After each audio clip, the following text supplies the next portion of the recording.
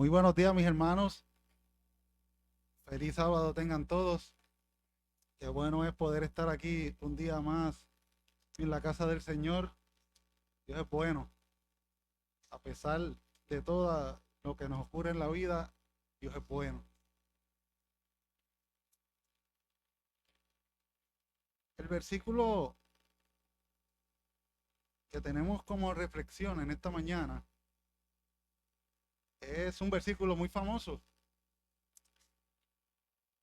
Romanos 8:28. Dice allí, Romanos 8:28.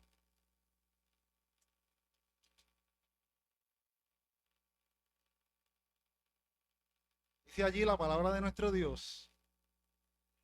Y sabemos que a los que aman a Dios, todas las cosas les ayudan a bien. Esto es, a los que conforme a su propósito son llamados. Este versículo nos pone a reflexionar,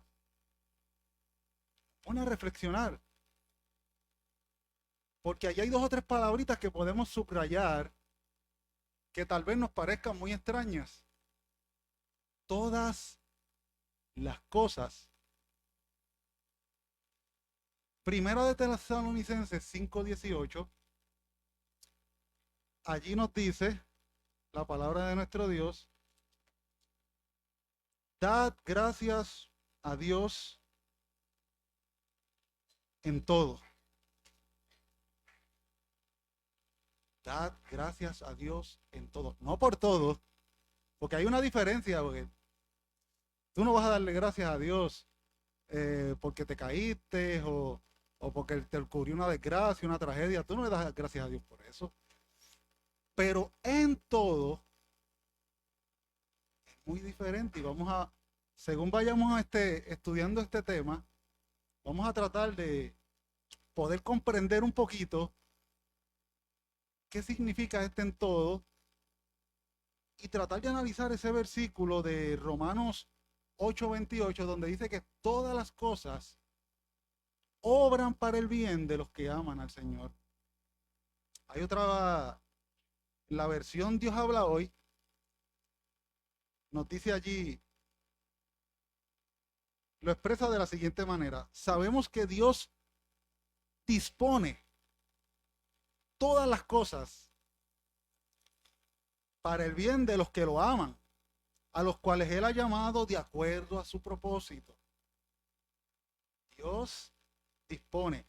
Este es un versículo, mis hermanos, que no debe ser solamente para memorizarlo. Este es un versículo que no debe ser solamente para recitarlo. Este es un versículo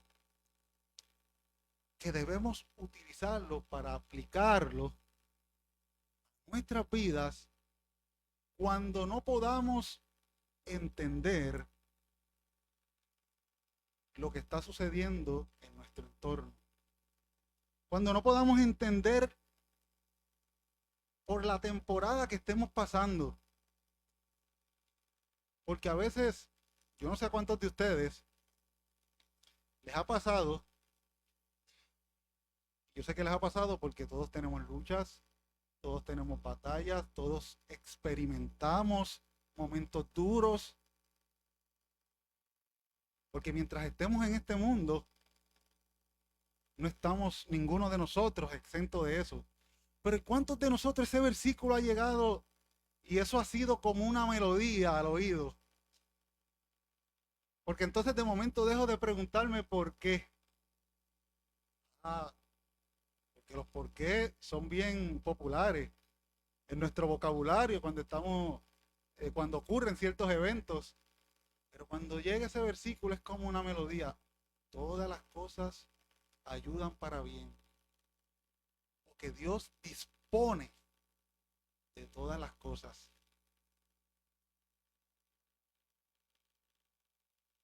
Cuando dice todas las cosas, ¿verdad? Habla de tanto las cosas buenas como las malas y las peores. Cosas buenas. de la vida, porque la vida nos da cosas buenas, bonitas. Que tú te hayas despertado hoy y hayas llegado hasta este lugar, fue porque Dios así lo permitió. Dios te dio vida, Dios te dio una nueva oportunidad. Eso es bonito. Dios te dio una familia donde con quien hablar. El día que nacieron tus hijos, el día que cumples años, el día que te graduaste, el día que conseguiste un empleo. Todas esas son cosas bonitas de la vida que te llevan a agradecerle a Dios. Pero también están los momentos malos, los fallecimientos, las enfermedades, las catástrofes. Y entonces dice que todas las cosas Dios las dispone para bien.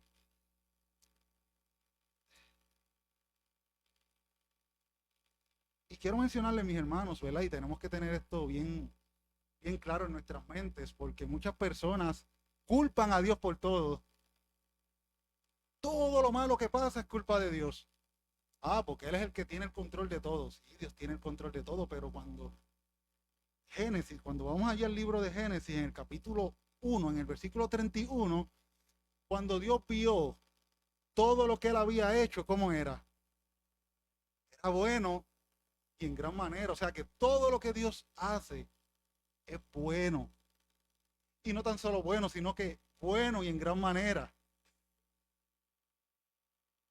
Y también la palabra de Dios nos expresa cuáles son los planes que Dios tiene para ti y para mí. Cuando estudiamos el libro de Jeremías, Jeremías 29:11 dice, porque yo sé los pensamientos que tengo para ustedes. Son pensamientos de mal, dice, pensamientos de bien, pensamientos de paz y no de mal, perdón, para darlos el fruto que esperáis. Ahora, ¿qué sucede? Que si yo miro mi vida solamente por etapas, por temporadas, si miro los fragmentos de mi vida, me voy a frustrar.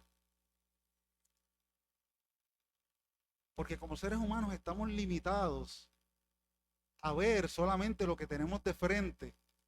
Y se nos olvida que nuestra vida se va a componer de muchos fragmentos hasta lograr el cuadro completo.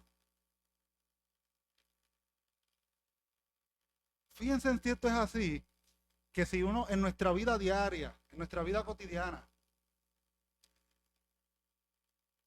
que muchas cosas nos ocurren, ¿verdad? Cosas pequeñas, diría yo, pero que en esas cosas pequeñas perdemos la paciencia con mucha facilidad. Y incluye este servidor. Les voy a contar un día normal que le podría pasar a cualquiera y que me ha pasado. Vamos a pensar que el lunes, comienzo de semana, el día anterior, domingo, le oraste al Señor, Señor, bendice mi semana, por favor, cumple tu propósito en mí, que esta sea una semana diferente, mañana quiero empezar con nuevas energías, y te acostaste y dormiste. Por alguna razón de la vida, la alarma no sonó o no la escuchaste. Cuando abriste los ojos así, que uno a veces abre un ojo para mirar las 7 y tú entras a las 7:30, pues ya sabes que estás perdido. No vas a llegar a tiempo al trabajo. Pues te levantas azorado y empiezas a hacer 20 maromas que realmente te atrasan más de lo que avanzan, porque a ustedes les pasa que cuando tratan de avanzar como que te atrasan más, porque comienzas a cometer un montón de errores. Dejas la estufa prendida, dejas la pluma abierta, te tropiezas tratando de ponerte los pantalones y los zapatos a la misma vez. Entonces te viste, te logras vestir y cuando sales afuera y miras una goma de tu auto, la goma está vacía. Pues ya ahí empieza a subir como que la temperatura corporal. Tratas de cambiar la llanta y ¿qué pasa? No puedes sacar las tuercas porque el gomero tiene una pistola de impacto, una herramienta que tú no tienes en tu casa. Él tiene un taladro de impacto y aprieta esos tornillos sin miedo hasta que la pistola suena. Y eso no es una pistola de torque porque estuve cogiendo, nos dieron un adiestramiento de tornillos trabajo, como nosotros trabajamos mucho con equipo y tenemos que desensamblar, y nos dijeron, los gomeros no tienen una pistola de torque, ellos tienen una pistola de impacto. Eso cuando ella suena es que ya el impacto fue hasta lo último. Tú tratas a veces de sacar esa goma en tu casa, no puedes. Y empiezas a sudar y tienes que buscar un mango de fuerza para hacerle, logras sacar la goma. Cuando vas a buscar la goma de respuesta, la respuesta está vacía. Pues ya ahí te diste cuenta, no, pues ya no voy a llegar hoy al trabajo. Ya esto se acabó, me rindo. Si por alguna razón lograste llegar al trabajo, allá en el trabajo pues te comienzan a salir las cosas de otro lado. Nada te sale bien. Y uno dice, como que siento que el mundo conspiró hoy contra mí. ¿A usted no les ha pasado? Y estos momentos me llevan a reflexionar en que a veces nosotros perdemos la paciencia, nos enojamos y después pensamos, tal vez es que yo estoy en el lugar que Dios quiere que yo esté. Un retraso. Yo quiero contarles rapidito la historia o no la historia, simplemente mencionarle lo que le ocurrió a Hans Garnett el 11 de septiembre del 2001. El 11 de septiembre del 2001, el día anterior, que fue 10 de septiembre, él no pudo dormir en su casa por algunos contratiempos. No salió bien aquella noche, no pudo dormir a su casa y por ende no pudo llegar a tiempo a su trabajo. Y ese día él no llegó a tiempo a su trabajo y cuando iba de camino al trabajo, ocurrió una de las desgracias más tristes en la historia de los Estados Unidos, que fue el atentado a las Torres Gemelas. Y él dice, estoy triste por todas las vidas que se perdieron, estoy triste por todas las familias que quedaron incompletas y a la misma vez estoy agradecido porque si no llega a ser por ese retraso, por esos minutos que me retrasé, que tal vez él se enojó porque no pudo llegar a tiempo, pero solamente perdió un turno de trabajo y no perdió la vida.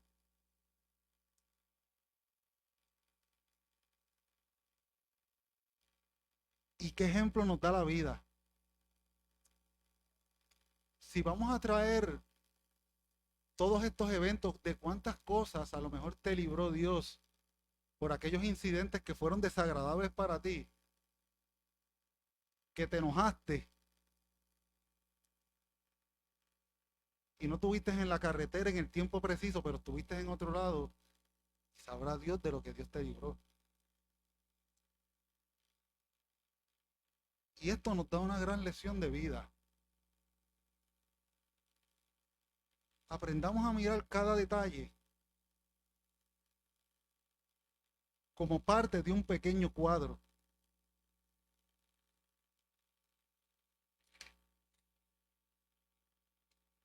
De igual manera, lo bueno y lo malo que ocurre en nuestras vidas, no podemos mirarlo por separado. Tenemos que mirarlo como que es una parte de un cuadro que el maestro del universo lo va a utilizar a tu favor. Tenemos que mirarlo desde otra perspectiva. ¿Que es difícil? Sí, es difícil. Aceptar muchas cosas no es fácil. Pero debemos mirar el panorama más allá de mí. De que Dios tiene un propósito conmigo, Dios tiene un propósito contigo. Y que al final de la historia tuya, tú vas a poder decir, todo obró para mi bien, conforme a los propósitos que Dios tenía conmigo. Tal vez hay muchas cosas que le entiendas aquí en esta tierra, pero hay muchas otras cosas que no las vas a entender aquí en esta tierra. Pero esta tierra es pasajera. Esto aquí es un ratito comparado con la eternidad.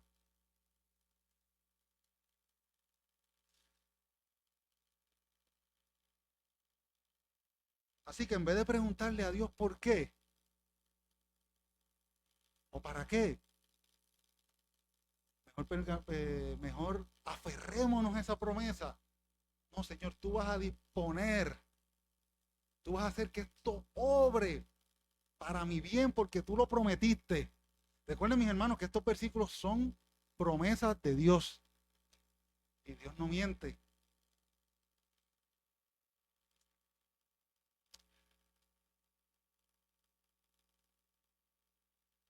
Hay una hay un relato en uno de los libros de este autor del libro, Max Lucado, que una vez escuché esta historia en un culto de oración. No es una historia porque es más bien una fábula. Y eso él lo escribió allí en uno de sus libros titulado El ojo de la tormenta. Max Lucado es un escritor de libros, ha escrito muchos libros cristocéntricos. Y él allí en uno de esos capítulos hace estas preguntas. Primero, dice, ¿tú comprarías una casa si solo hubieras tenido la oportunidad de ver uno de los cuartos? ¿Compraríamos una casa así? Sí. Vemos uno de los cuartos y compramos la casa. ¿Compraríamos un automóvil si tan solo viéramos las llantas y las luces traseras?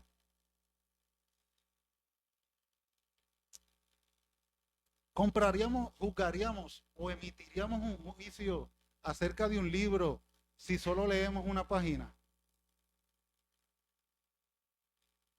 Yo creo que ninguno de nosotros haría eso, ¿verdad? Hay que examinar el auto completo. Hay que ver el cuadro completo. No podemos emitir un juicio por una sola parte. Y allí él cuenta la fábula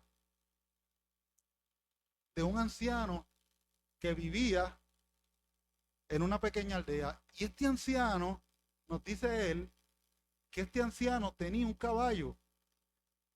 Y este caballo era muy cotizado. Todo el mundo lo quería comprar alrededor de él. Y él decía, yo no puedo vender este caballo porque este caballo es mi amigo. Sería como decirme a mí que tratara de vender el perro. El perro es mi amigo. El perrito ese que yo tengo en casa es mi amigo. Ese me recibe muy bien, ese contento.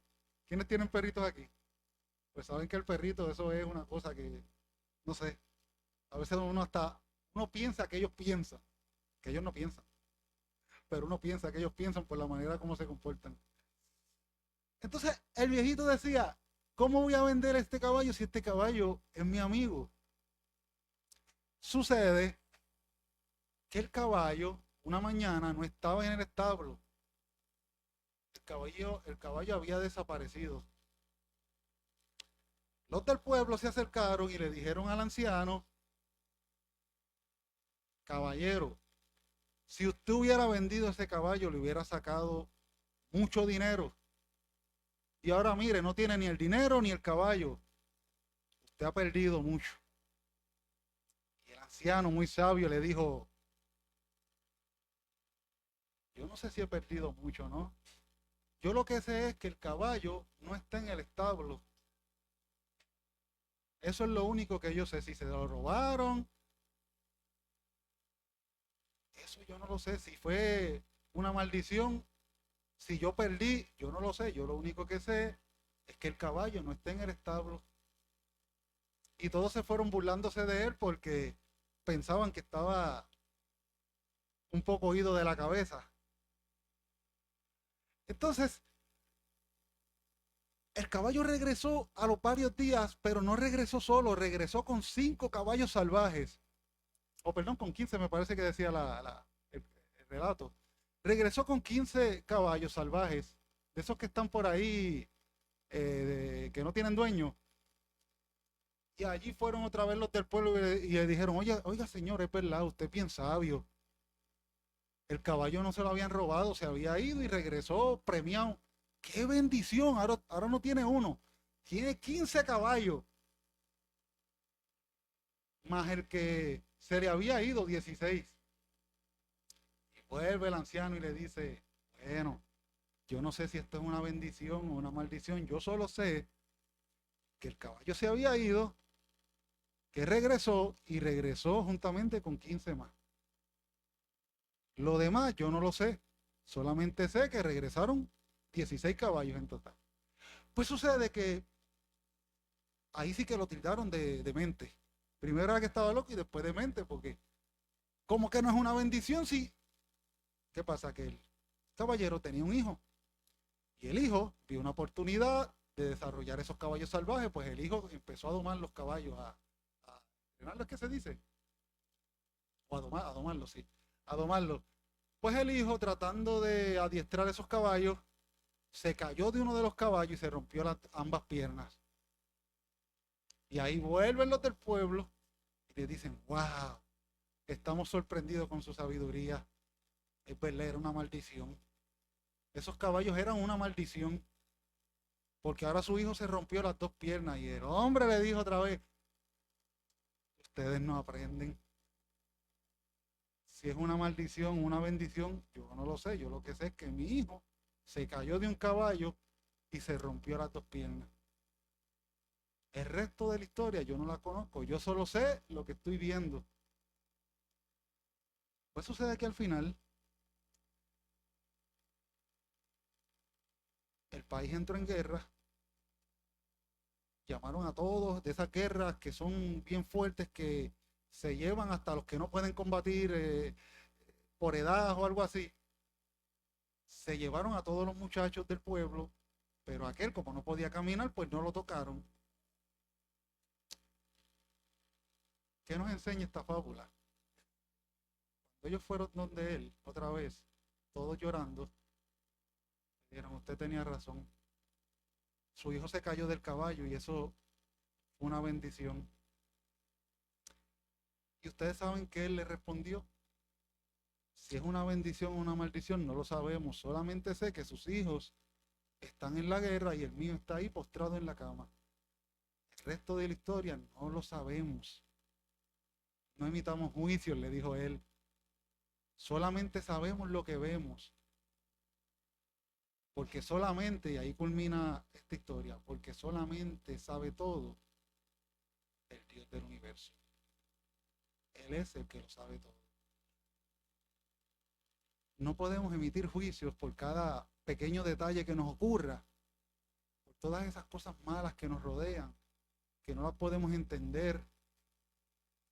Solo sabemos que estamos pasando X o Y situación, pero el resto de la historia no la sabemos, pero Dios la sabe y Dios la predispone. Cuando vamos, para nuestro bien, cuando vamos al libro de Génesis, no vamos a leer esta historia completa porque ustedes la conocen bastante bien, pero a mí me gustaría hacer un pequeño ejercicio con dos historias. Me gustaría hacer un pequeño ejercicio con la historia de José. José, hijo de Jacob, si vamos a hacer un resumen, era favorito de Jacob, amado por su padre, odiado por sus hermanos lo venden por no matarlo, va a tener a una tierra extraña, a la tierra de Egipto, allí entra a trabajar en casa de un capitán, allí lo acusan, le hacen una falsa acusación, termina preso, luego termina interpretando los sueños de Faraón, se convierte en gobernante y en resumidas cuentas en aquel momento salvó a todo el mundo de la hambruna de aquel momento. Pero ¿qué ocurre si nosotros hiciéramos el ejercicio de tomar estos versículos aislados? Yo creo que la historia no sonaría nada bien. Escogí ciertos versículos Por ejemplo, escogí Génesis 37:7. Y escogí también Génesis 37:7 y voy a leerlo hasta el 11. Dice allí, he aquí que atábamos manojos en medio del campo. Ese es José diciéndole a Jacob y a sus hermanos. He aquí que atábamos matojos en medio del campo y aquí mi matojo se levantaba y estaba derecho y que el vuestros manojos estaban alrededor y se inclinaban al mío. Y le respondieron sus hermanos que si tomamos eso por separado, ¿qué uno podría entender de esto? De que, ¿será que piensa que nosotros nos vamos a postrar delante de él y adorarlo? Si solo Dios, es digno de adoración. Y dice también que soñó otro sueño y lo contó a sus hermanos diciéndole, he aquí otro sueño, he aquí que el sol y la luna y 11 estrellas se inclinaran a mí. Y allí su padre lo reprendió y dijo, pero ¿qué sueño es este? ¿De acaso vendremos yo y tu madre y tus hermanos y nos postraremos en tierra ante ti? Sus hermanos le tenían envidia, pero allí dice en el versículo 37:11, mas su padre meditaba en esto. Aunque él emitió un juicio en ese momento, no pudo evitar también meditar en lo que José estaba diciendo.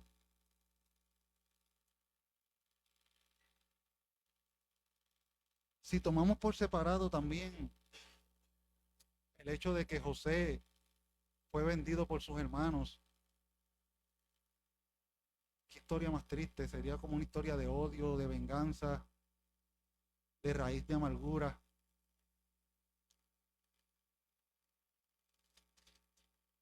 Sin embargo, cuando vemos el cuadro completo, todas las cosas que le ocurrieron a José, él lo resume en el capítulo 45:5. José habla de la siguiente manera. Cuando José se le revela a sus hermanos, como ustedes conocen la historia, él le dice, miren, ustedes no se entristezcan, porque los hermanos, pues imagínense, los hermanos estaban arrepentidos. Vemos que estaban arrepentidos porque cuando fueron a buscar a Benjamín, no hicieron lo mismo con Benjamín que hicieron con José, sino que hasta Judas salió fiador de Benjamín. O sea, allí se muestra el cambio de corazón que ya habían tenido los hermanos de lo que habían hecho. Dicen, miren, no nos entristezcáis ni os pese al haberme vendido acá, porque para preservación de la vida me envió Dios delante de vosotros. Ellos planificaron un mal para José, pero Dios utilizó todo ese mal que se planificó, toda aquella maldad que había en el corazón de sus hermanos. Dios convirtió esa maldad en algo bueno. Porque dice, porque Dios, ustedes no se entristezcan porque Dios me envió delante de vosotros, pues ya ha habido 2 años de hambre en medio de la tierra y aún quedan 5 años donde no habrá arada ni ciega. Y Dios me envió delante de vosotros para perseveraros posteridad sobre la tierra y para darlos vida por medio de una gran liberación. Así pues, no me enviaste acá vosotros, sino Dios que me ha puesto por padre de Faraón y por señor de toda la casa, de su casa, perdón, y gobernador en toda la tierra de Egipto. ¿Quiénes hicieron eso? El acto como tal, físicamente, los hermanos de José. Sin embargo, José reconoce, y se pudiéramos interpretar, pudiéramos decir, no, esto Dios lo hizo adrede, todo el sufrimiento que le causó a José. No, Dios predispuso que todo obrara para bien, y todo obró para bien. Todo obró para salvar y preservar la vida.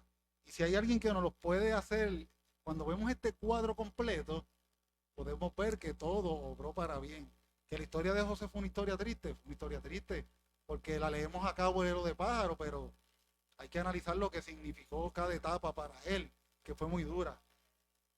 ¿Y qué me dicen de Jesús? ¿Qué podemos aprender de nuestro maestro? Jesús en Mateo 16, en Mateo 16,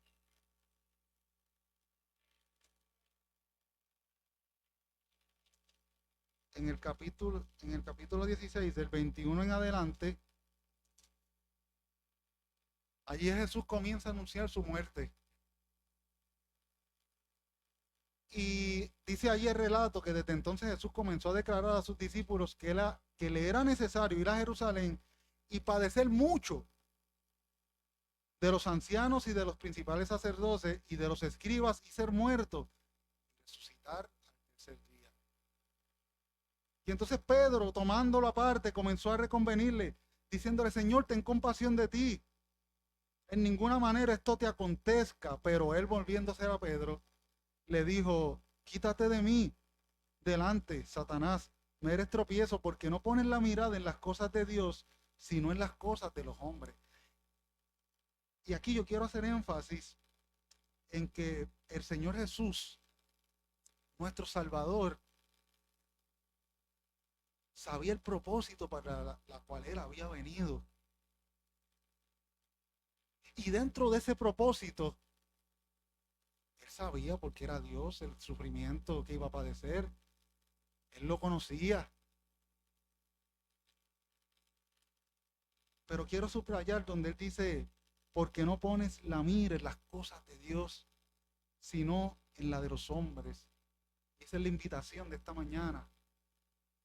Pongamos nuestra mirada en las cosas de Dios.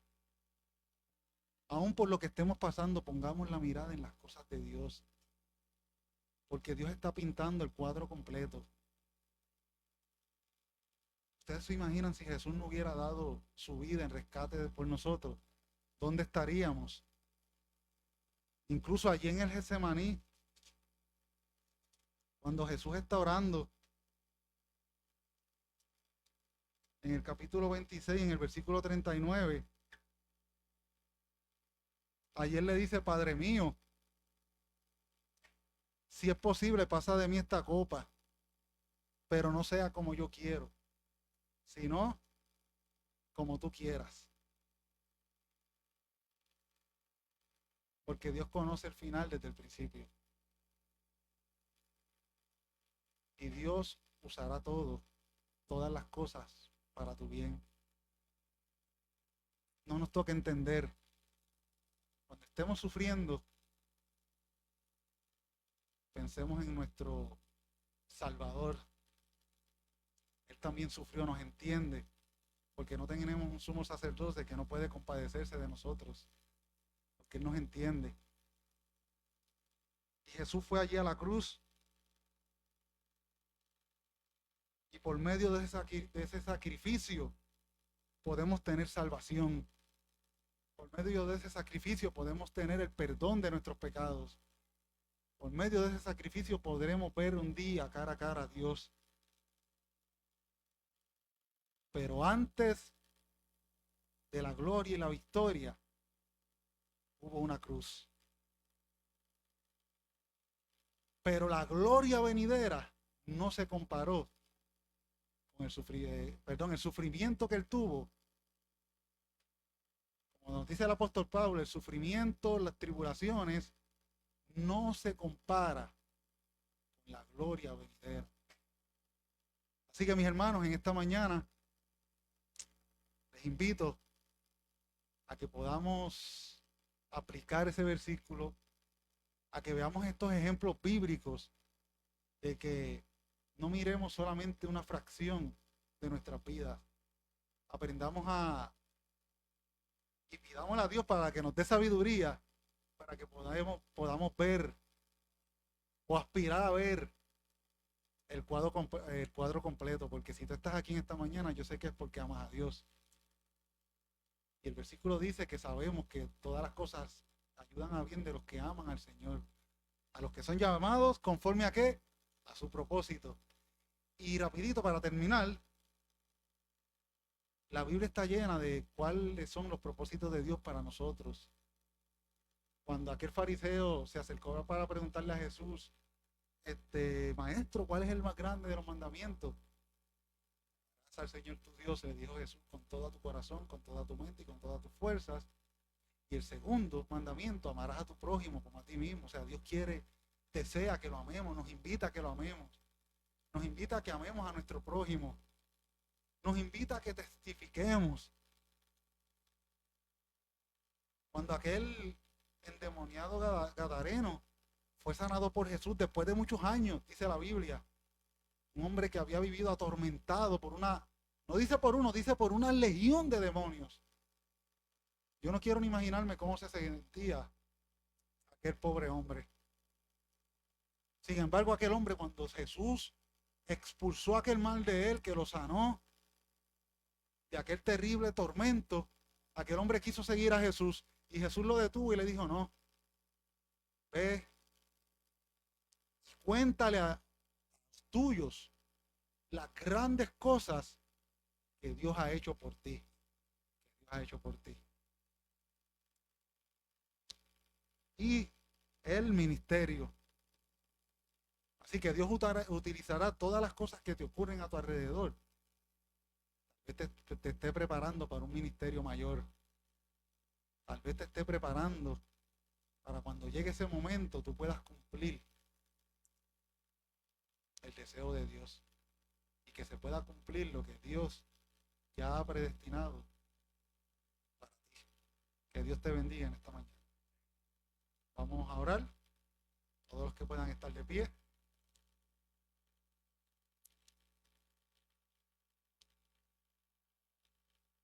Señor, mi Dios y Padre bueno que estás en los cielos, te damos las gracias, Dios, porque eres bueno, porque para siempre es tu misericordia, por las nuevas oportunidades que nos das cada día. Señor, en este momento queremos darte gracias en todo, porque hemos estudiado a través de tu palabra, la cual recibimos, Señor, con fe, de que todas las cosas, Señor, tú las dispones a nuestro bien. Así que, Padre, te pedimos que tú nos enseñes a esperar en tus promesas y que tú, Señor, nos des sabiduría, nos des entendimiento para poder caminar, Señor, por eso que ya has tenido trazado para cada uno de nosotros. Perdona, oh Dios, las veces, Señor, que en medio de nuestra desesperación, de nuestra tribulación, perdona si en algún momento dado hemos dudado de ti. Pero en esta mañana queremos afirmar nuestra fe y queremos, Señor, que tú continúes hablando a nuestros corazones y que tú nos des, Señor, una nueva manera de mirar la vida, Señor. Enséñanos a mirar o aspirar ver ese cuadro completo. Enséñanos a depender cada día de tu Hijo Jesucristo, Señor. Te lo pedimos y te lo agradecemos en el nombre de Jesús. Amén, Señor.